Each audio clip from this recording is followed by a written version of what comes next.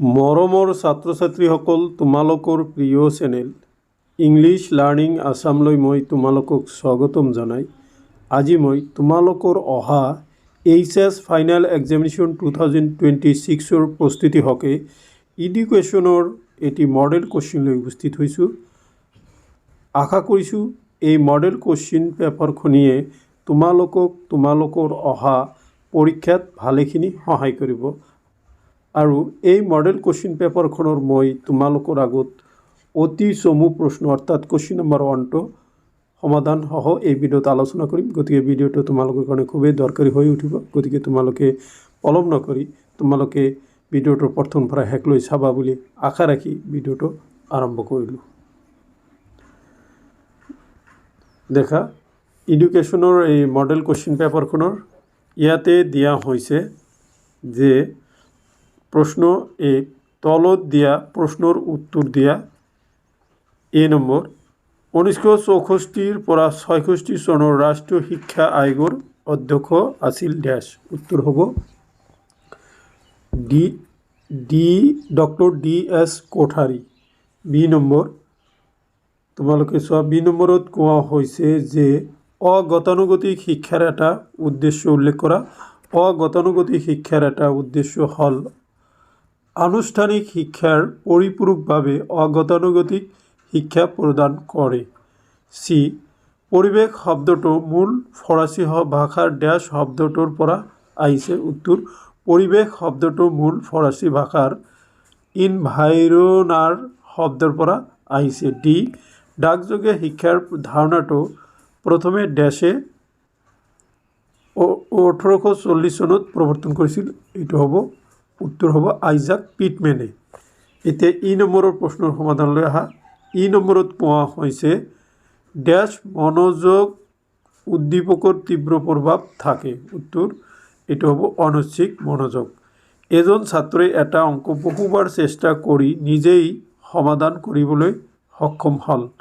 এনে শিক্ষণ প্ৰক্ৰিয়া শিক্ষণৰ ডেছ পদ্ধতিৰ দ্বাৰা সমৰ্থিত। এইটো হ'ব প্ৰচেষ্টা আৰু ভুল পদ্ধতিৰ দ্বাৰা এইটো কি হ'ব সমৰ্থিত হ'ব। গতিকে তোমালোকৰ 1 নম্বৰলৈকে প্ৰশ্নৰ সমাধানখিনি পালা। ইয়াতে চোৱা, এতিয়া মই তোমালোকৰ আগত জি নম্বৰটো আলোচনা কৰিম। জি নম্বৰত কোৱা হৈছে গড়ৰ এটা সুবিধা লিখা। গড়ৰ এটা সুবিধা হ'ল বীজগণিত বিশ্লেষণত গড় ব্যৱহাৰ কৰিব পাৰি। তাৰপিছত গেষ্টাল শব্দৰ অৰ্থ কি? গেষ্টাল শব্দৰ অৰ্থ হ'ল সমগ্ৰ বা সমগ্ৰ আকাৰ। তাৰপিছত আই নম্বৰৰ সমাধানলৈ আহা। আই নম্বৰত কোৱা হৈছে কেন্দ্ৰীয় প্ৰৱণতাৰ 3টা মাপকাঠি কি কি? কেন্দ্ৰীয় প্ৰৱণতাৰ 3টা মাপকাঠি হ'ল মাধ্য বা গড়, মধ্যমা আৰু বহুলোক হ'ব। মাধ্য বা গড়, মধ্যমা আৰু বহুলোক। তাৰপিছত তোমালোকৰ জে নম্বৰলৈকে আহা। জে নম্বৰত কোৱা হৈছে অসম উচ্চতৰ মাধ্যমিক শিক্ষা সংসদ ডেছ চনত স্থাপন কৰা হৈছিল। উত্তৰ হ'ব 1984 চনত। কে নম্বৰৰ আনচাৰলৈ আহা। কে নম্বৰত কৈছে শিক্ষণৰ মৌলিক অনুবন্ধনবাদৰ প্ৰৱৰ্তক কোন আছিল? এইটো উত্তৰ হ'ব পেভলভ। তাৰপিছত লাষ্ট এল নম্বৰৰ প্ৰশ্নলৈ আহা। ৰাশি বিভাজনৰ তালিকাত সৰ্বাধিক পুনৰাবৃত্তি হোৱা এটা ৰাশিক ডেছ কোৱা হয়? এইটো বহুলোক বুলি কোৱা হয়। চ' এইখিনি আছিলে 12টা অতি চমু প্ৰশ্ন আৰু তাৰ সমাধান। এতিয়া মই তোমালোকক কোশ্চিন পেপাৰখনৰ বাকী প্ৰশ্নসমূহ দেখাই দিম। পিছৰ ভিডিঅ'ত মই সেইখিনিৰ সমাধান আগবঢ়াম। ইয়াতে দেখা প্ৰশ্নটো তলৰ দিয়া প্ৰশ্নসমূহৰ উত্তৰ দিয়া যিকোনো 12টা। এ শাৰীৰিক শিক্ষাৰ 2টা উদ্দেশ্য লিখা। বি যোগাযোগ শিক্ষাৰ 2টা সুবিধা লিখা। চি নম্বৰ পৰিৱেশ শিক্ষাৰ 2টা উদ্দেশ্য উল্লেখ কৰা। ডি নম্বৰ দূৰত্ব শিক্ষাৰ 2টা গুৰুত্বপূৰ্ণ দিশ উল্লেখ কৰা। ই নম্বৰ মূল্যবোধ শিক্ষা বুলিলে কি বুজা? 1 নম্বৰ শিক্ষণৰ 2টা বৈশিষ্ট্য উল্লেখ কৰা। জি নম্বৰ তলত দিয়া ৰাশিসমূহৰ পৰা গড় নিৰ্ণয় কৰা।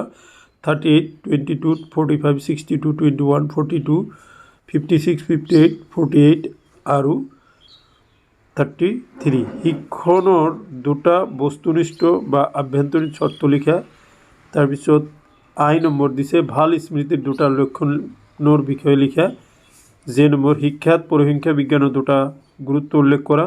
কে নম্বৰ মনোযোগ আৰু আগ্ৰহৰ এটা মুদ্ৰাৰ দুটা পিঠি ব্যাখ্যা কৰা। তাৰপিছত তোমালোকে এল নম্বৰলৈ আহা। এল নম্বৰত কোৱা হৈছে মানসিক স্বাস্থ্যৱান ব্যক্তিৰ বিষয়ে ব্যক্তিৰ যিকোনো দুটা বৈশিষ্ট্য লিখা আৰু এম নম্বৰ হ'ল বিস্মৃতিৰ দুটা কাৰণ লিখা। তাৰপিছত তোমালোকে প্ৰশ্ন 3লৈ আহা। 3 নম্বৰ প্ৰশ্নত কৈছে তলত দিয়া প্ৰশ্নবোৰৰ উত্তৰ দিয়া যিকোনো 10টা। এ অন্তৰ্দৰ্শন শিক্ষণৰ যিকোনো 4টা বৈশিষ্ট্য লিখা। বি জনসংখ্যাৰ মনোযোগৰ যিকোনো 4টা বৈশিষ্ট্য লিখা। সি এটি শিশুৰ ইয়াতে কৈছে দেখা এটি শিশুৰ উপযুক্ত মানসিক স্বাস্থ্যৰ বিকাশত পৰিয়ালৰ ভূমিকা আলোচনা কৰা। ডি অসম মাধ্যমিক শিক্ষা বোৰ্ডৰ 4টা কাৰ্য লিখা।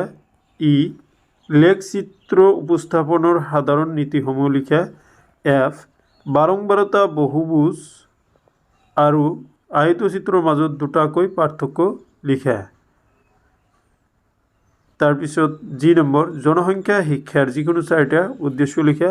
এইচ নম্বৰ শিক্ষণৰ অনুশীলন নীতিৰ বৈশিষ্ট্য শৈক্ষিক গুৰুত্ব লিখা। আই নম্বৰ প্ৰচেষ্টা আৰু ভুল শিক্ষণ পদ্ধতিৰ 4টা বৈশিষ্ট্য লিখা। যে পৰিৱেশ শিক্ষাৰ 4টা নীতি আলোচনা কৰা। তাৰপিছত কে নম্বৰত দিছে যে দণ্ডচিত্ৰ কাক বোলে দণ্ডচিত্ৰ বিভিন্ন প্ৰকাৰসমূহৰ উদাহৰণৰ সৈতে আলোচনা কৰা। এল শিক্ষা ক্ষেত্ৰত মনোযোগ আৰু আগ্ৰহৰ গুৰুত্ব আলোচনা কৰা। এতিয়া মই তোমালোকৰ আগত প্ৰশ্ন 4টো আলোচনা কৰিম। 4 নম্বৰৰ প্ৰশ্নত তোমালোকে চোৱা দীঘল প্ৰশ্নৰ উত্তৰ 4ত দিয়া হৈছে তলত দিয়া প্ৰশ্নসমূহৰ উত্তৰ দিয়া যিকোনো 4টা। এ অনুমতি গড় পদ্ধতিৰ সহায়ত তলৰ বাৰম্বাৰতা বিভাজন তালিকাৰ পৰা গড় নিৰ্ণয় কৰা। তোমালোকে বাৰম্বাৰতা বিভাজন তালিকাটো চোৱা। ইয়াতে দিছে ক্লাছ ইণ্টাৰভেল শ্ৰেণী অন্তৰাল দিছে 40ৰ পৰা 44 frequency বাৰম্বাৰতা 5 35 to 39 8 30 to 34 8 25 to 29 10 20 to 24 12 15 to 19 6 10 to 14 5 5 to 9 3 and 0 to 4 3 total n equal to 60 means total 60 or দিছে যে তলৰ বাৰম্বাৰতা বিভাজন তালিকাৰ পৰা চতুৰ্থ বিচ্যুতি নিৰ্ণয় কৰা। ইয়াতে দিয়া হৈছে দেখা ইয়াতে দিয়া হৈছে শ্ৰেণী অন্তৰাল বাৰম্বাৰতা 95 to 99 89 হ'ব। এইটো 99 নহয় 89 1 92 এইটো 84 হ'ব। এইটো আছে 2 85 to 79 এইটো হ'ব 4 82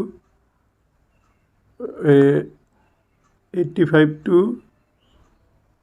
ঠিক আছে 95 to 99 এইটো আছে 90 to 94 85 to 89 আৰু 80 to 84 ঠিকে আছে 5 হ'ব।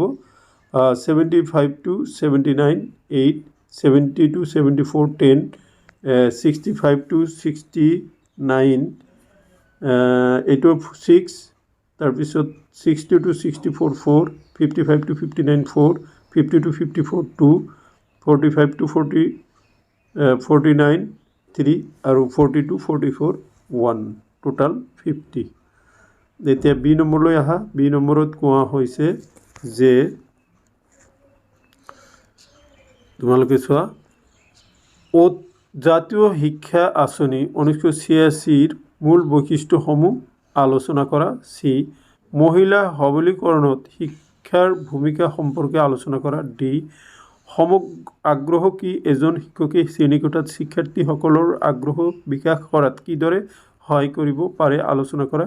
আৰু লাষ্ট কুৱেশ্যনটো হ'ল স্বাধীনতাৰ পিছত অসমত মাধ্যমিক শিক্ষাৰ বিকাশ সম্পৰ্কে আলোচনা কৰা। চ' মাই ডিয়াৰ ষ্টুডেণ্ট, এইখিনি আছিলে অহা HS ফাইনেল এক্সামিনেশ্যন 2026 প্ৰস্তুতিৰ হকে ইংলিছ লাৰ্ণিং আছামে প্ৰস্তুত কৰা এডুকেশ্যনৰ মডেল কুৱেশ্যন আৰু তাৰ অতি চমু প্ৰশ্নসমূহৰ সমাধান। আশা কৰিছোঁ এই ভিডিঅ'ৰ সমাধানে তোমালোকক অহা পৰীক্ষাসমূহত সহায় কৰিব। এতিয়া মই যিখিনি প্ৰশ্নৰ সমাধান মুখে মুখে মাতি গৈছোঁ তাৰ সমাধানখিনি তোমালোকৰ স্ক্ৰীনশ্বট মাৰাৰ সুবিধা কৰি দিছোঁ। তোমালোকে প্ৰশ্নটো স্ক্ৰীনশ্বট মাৰি লৈ সমাধানখিনি স্ক্ৰীনশ্বট মাৰি লৈ তোমালোকে এইখিনি চাব পাৰা। দেখা এইটো দিয়া হৈছে, তোমালোকে এটা বাৰতেই তোমালোকে স্ক্ৰীনশ্বট মাৰি ল'ব পাৰা। তাৰপিছত এইখিনি আছিলে আজিৰ এই ভিডিঅ'ৰ বিষয়বস্তু। আশা কৰিছোঁ আজিৰ এই ভিডিঅ'ৰ বিষয়বস্তুখিনি তোমালোকক অহা পৰীক্ষাত সহায় কৰিব, তাকে কামনা কৰি ভিডিঅ'টো ইয়াতে সমাপ্ত কৰিছোঁ। Thank you so' much.